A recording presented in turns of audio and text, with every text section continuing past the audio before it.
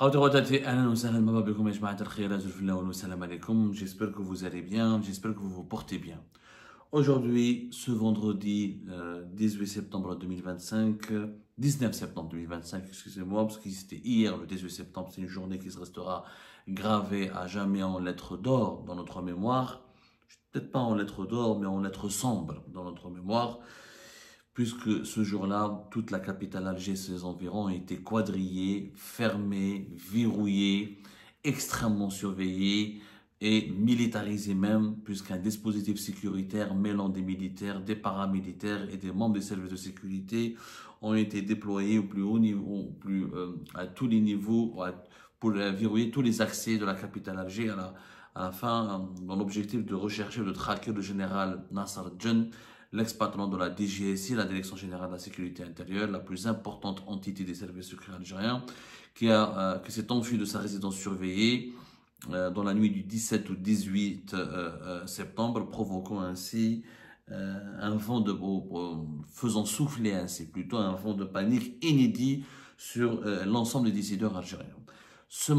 Depuis ce matin, ce vendredi 19 septembre, le dispositif de sécurité a été allégé de façon extrêmement légère, mais en réalité, il a été maintenu. Il n'y a pas les mêmes embouteillages, il n'y a pas les mêmes bouchons, il n'y a pas les mêmes problèmes de circulation pour une raison simple, c'est que c'est le vendredi. Ce n'est pas une journée chômée et ce n'est pas une journée de travail. Et les Algériens et les Algériens traumatisés parce qu'ils ont subi hier 2-3 heures, voire des embouteillages de plus de 4 heures, 5 heures avec des points de contrôle, des bus qui ont été fouillés avec des chiens renifleurs, des civils armés, des brigades de service de sécurité, c'était des civils, mais pas en tenue, mais qui étaient armés, qui étaient postés dans plusieurs axes routiers, autoroutiers, des gendarmes, des policiers, des éléments des services secrets algériens, des éléments de la Direction centrale de la sécurité de l'armée, ainsi que des éléments même de la DGS, de la Direction Générale de la Sécurité et de la Protection Présidentielle, ont été déployés fortement hier à Alger et aujourd'hui,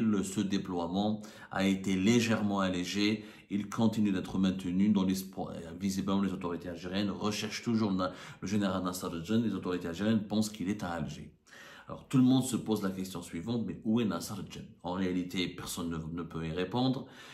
Parce que d'abord nous on n'est pas membre des services secrets, il faut être vraiment de la CIA ou du FSB ou du MI5 et encore pour pouvoir répondre à cette question. Je vais vous expliquer pourquoi. Et en réalité cette question n'est plus d'actualité. Ce n'est plus le problème de Nasser Djen aujourd'hui, c'est la réaction des autorités algériennes, notamment de Abdelmajid Tebboune et de Saïd Changriha, qui aujourd'hui pose problème et qui est le véritable sujet. Comment pour traquer un seul homme, ne serait-ce que même s'il s'agissait de l'ancien patron des services secrets algériens, comment pour traquer un seul homme, on va déployer autant de forces de militaires et paramilitaires, autant de forces des services de sécurité. Il n'y a pas eu des militaires, on va calmer le jeu, il n'y a pas eu des tanks, des chars et des avions de chasse, mais il y a eu beaucoup de gendarmes, d'agents de la DCSA, de la DGSI, de la DGSN, de la police nationale et de la DGSPP, la Direction Générale de la Sécurité et de la Protection Présidentielle. Ce qui est bizarre, c'est que des dispositifs extrêmement renforcés ont été déployés autour de la présidence, autour du palais présidentiel d'Al-Mouradia et autour de la résidence d'État d'Idlis à Ben Aknoun où habite aux loges Abdelmajid Tebboune. Donc maintenant, qu'on m'explique, c'est quoi la relation entre la fuite de Nasser Djen et la protection renforcée et les mesures de sécurité drastiques et draconiennes au niveau du palais présidentiel d'Al-Mouradia et de la résidence où loge Abdelmajid Tebboune. Logiquement, pour être logique, je crois que c'est pas la peine d'être un grand journaliste ni un grand enquêteur des services de sécurité ou des services secrets pour comprendre que c'est quelqu'un qui prend la fuite, il s'est enfui d'une résidence surveillée. Ce n'est pas pour se cacher au niveau de la présidence ou à côté de la présidence algérienne ou à côté de la résidence du président de la République. Ça n'a pas de sens. En réalité, hier, la panique dont a fait preuve le régime algérien hier, le régime Tebboune témoigne qu'il y a eu autre chose que l'affaire Nasser Djen. Un homme qui s'enfuit tout seul suscite autant de panique, ce n'est pas normal. Alors, nous allons émettre des hypothèses. Ce ne sont pas des informations, ce sont des hypothèses. Nous allons faire deux tableaux, voilà, plutôt. Le tableau des hypothèses appuyé par des informations non encore confirmées, mais non encore recoupées totalement. Et la première catégorie de ce tableau que nous allons dresser maintenant, sont les tableaux des informations confirmées. Qu'est-ce qui est confirmé? C'est que Nasser Al-Jan s'est enfui d'une résidence surveillée basée à Alger. Comment il s'est enfui? À quel moment on s'était rendu compte qu'il s'était enfui? Pas comment, à quel moment? Le service de sécurité qui était en charge de le surveiller et de s'assurer qu'il reste, qu'il ne sorte pas, qu'il ne quitte pas sa résidence surveillée, qu'il ne puisse pas s'enfuir en attendant qu'il soit présenté au tribunal militaire de Blida pour qu'il soit jugé, inculpé et certainement emprisonné et incarcéré comme plusieurs autres généraux et officiers supérieurs de l'armée qui ont été déchus. C'est la DCSA, la Direction centrale de la sécurité de l'armée.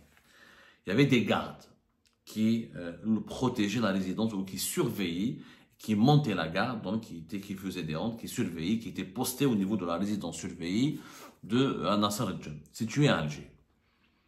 C'est le matin, c'est au niveau matin, visiblement avant 10 heures, où les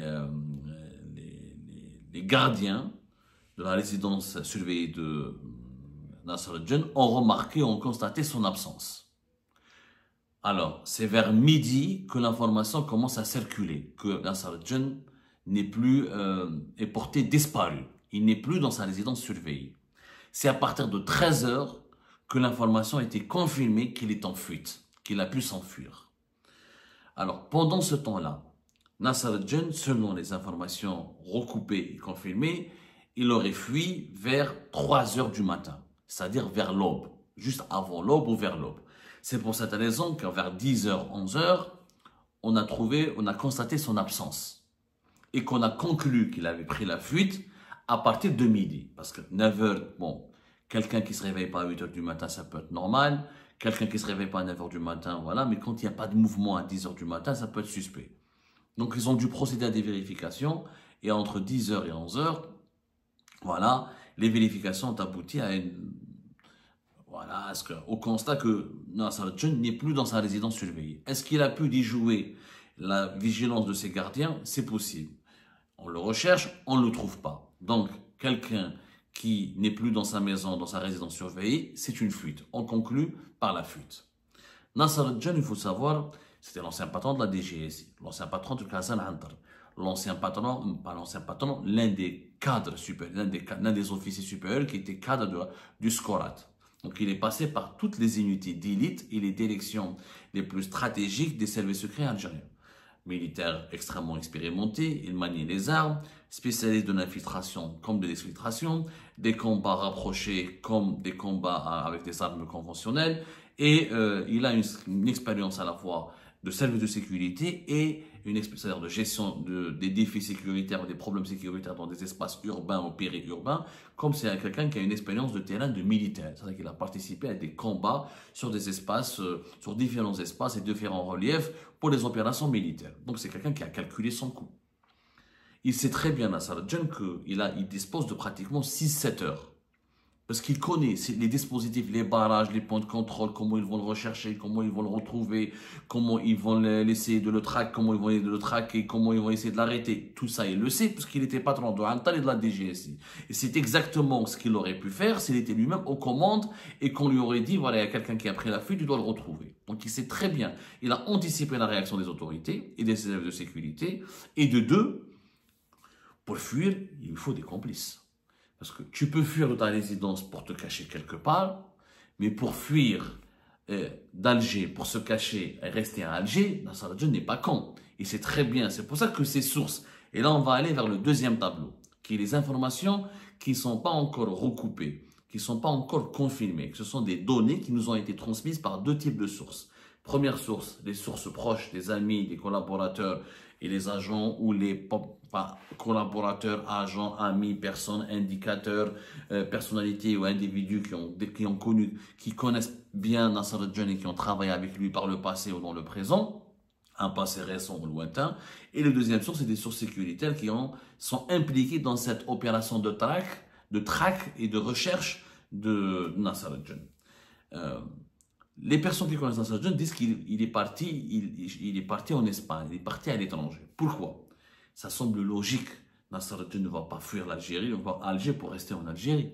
Il connaît les services de sécurité, il sait qu'il y a un maillage sécuritaire extrêmement bien développé et que ça ne sert à rien qu'il fasse comme Tléba, il se cache à Ouessouf ou là il se cache en Tunisie à côté. S'il ne quitte pas l'Afrique du Nord, il est dans la merde. On pourra le retrouver facilement dans n'importe quel coin du territoire national, étant donné que le maillage sécuritaire en Algérie est extrêmement puissant. Les renseignements généraux, la DGSI, la DCSA, la gendarmerie et ses renseignements généraux, les militaires. Donc le territoire algérien est extrêmement bien surveillé. Donc quelqu'un qui a fui sa résidence surveillée, ce n'est pas pour rester caché à Alger, c'est pour partir à l'étranger. Il faut savoir que le régime algérien, les opérations qui ont été mises en place, sont contradictoires avec l'objectif initial. L'objectif initial, c'est d'arrêter Nasser Al-Jinn. Donc, ils ont quadrillé toute la capitale, tous les accès de la capitale d'Alger. Pourquoi? Parce qu'ils pensaient que Nasser Al-Jinn est toujours à Alger, et que si Nasser Al-Jinn veut fuir, c'est pas pour se cacher, pour rester à Alger, c'est pour aller à l'ouest du pays et faire la harga pour rejoindre les eaux territoriales espagnoles, pour rejoindre l'Espagne. Mais Nasser Al-Jinn n'a pas besoin d'aller à Oran, à Ain Temouchen ou à Mostaganem, puisqu'il peut rejoindre l'Espagne depuis Alger. Il faut savoir que depuis Alger, l'île d'Ibiza, les Baléares sont extrêmement proches des côtes de la wilaya d'Alger. Entre Ibiza, on a calculé, entre Ibiza et Alger, il y a exactement 300 km. En miles nautiques, c'est 170 000 nautiques. Miles en anglais, etc. C'est l'équivalent de 300 km. 300 km uniquement séparent Alger et Ibiza. Avec un bateau rapide, équipé de 3 moteurs Yamaha par exemple, ou de 2 ou de 3 moteurs puissants, avec un bon capitaine, avec un bon conducteur, etc. On peut arriver, on peut quitter Alger, les plages de la wilaya d'Alger pour arriver à Ibiza en 5-7 heures. 5 heures, c'est possible. 7 heures maximum. Donc, Nasser Al-Jinn, à quoi ça rime de fermer Chlef et de fermer Blida et de Khamis al-Khashna et de faire des points de contrôle partout et montrer ses muscles, bloquer les bus, renifler les bus, plutôt utiliser les chiens renifleurs pour chercher dans les bus, contrôler les véhicules. Si Nasser Al-Jinn voulait fuir, voulait vraiment être à l'abri et fuir le pays, il aurait pu aller depuis, il suffirait juste de rejoindre, de prendre un bateau depuis les plages d'Alger, la Pérouse, Sidi Faraj, la Madrague et d'autres coins.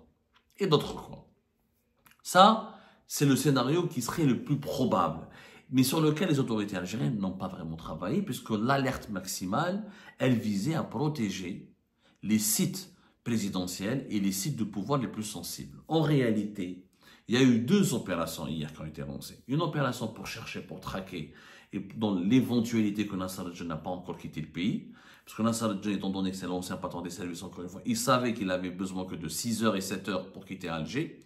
Sinon, ça va être très compliqué pour lui de se cacher. Donc, de 3 heures du matin jusqu'à 9 heures, 10 heures, au moment où on ne s'était pas rendu compte de son absence, il avait largement le temps, s'il était épaulé, s'il avait des complices et soutenu, de quitter Alger. Sa fuite, pourquoi on parle du postulat? On n'a pas encore la confirmation qu'il avait des complices. Mais étant donné que le patron de la DCSA et le patron du CPMI de la DCSA ont été sanctionnés, c'est qu'on se doute parce que c'est qu'on a découvert, on pense qu'il y a des niveaux de complicité importants qui ont permis à Nasser Al-Jinn de s'enfuir. Parce qu'on ne quitte pas une résidence. On peut pas, la résidence, quand on est surveillé par la DCSA, c'est pas la police ou les gendarmes. C'est un service de sécurité hyper entraîné, hyper vigilant. Donc si on a pu fuir facilement, c'est qu'il y a des niveaux de complicité. Ça veut dire que Nasser Al-Jinn a préparé son circuit. Et comme il est un ancien patron des services, il ne va pas fuir comme ça pour fuir. Il ne va pas jouer, il ne va pas jouer, c'est pas un voleur de téléphone. Il ne va pas se dire, je me réveille le matin, je vais aller faire un footing, je vais courir et disparaître et me cacher dans les bas-fonds d'Alger. Donc, il a réellement tracé un plan. Pour tracer un plan, il faut des alliés, des amis et des complices. Et si Nasser Al-Jinn a exécuté ce plan, comme le disent les sources les plus proches de son entourage, à savoir, il voulait aller en Espagne, ou pour rejoindre l'Espagne, pour quitter le pays, c'est qu'il a mis en place la logistique nécessaire, etc. Il faut de l'argent pour payer les passeurs, préparer le bateau et préparer les horaires et tout préparer à l'avance. Donc, il y a des complicités. Ça veut dire qu'il y a un réseau au sein des services de sécurité qui ont permis à Nasser Al-Jinn de s'enfuir. Et c'est ça ce qui explique le deuxième point que je vais aborder maintenant. La deuxième opération qui a été lancée hier, c'est pour protéger les sites du pouvoir parce que Tebboune a paniqué. Tebboune, quand il a su que Nasser al-Jinn a pris la fuite, alors qu'il était placé sous résidence surveillée et qu'il était entre les mains de la DCSA, directement, il a pensé au danger d'une tentative de coup d'État. Tentative de coup d'État. S'il a pris la fuite, c'est qu'il a été, on l'a aidé à fuir. Nasser al-Jinn va chercher à se venger parce qu'Abdelmajid Tebboune et le pouvoir l'a trahi, parce que le pouvoir voulait le mettre en prison. Nasser al-Jinn sait utiliser les armes. Donc, éventuellement, s'il a fui, c'est qu'il a une équipe avec lui. Éventuellement, s'ils sont en équipe, ils peuvent être armés. S'ils sont armés, ils sont en équipe. Peut-être que Nasser al-Jinn ne cherche pas à fuir, mais il cherche à renverser le pouvoir, à monter une opération avec des complices au sein de l'armée pour faire tomber le régime. C'est la thèse sur laquelle a travaillé pendant pratiquement jusqu'à la fin de la journée Abdelmajid Tebboune et Saïd Chenghria. Ils ont eu peur d'être renversés. C'est ce qui explique le dispositif impressionnant qui a été mis en place.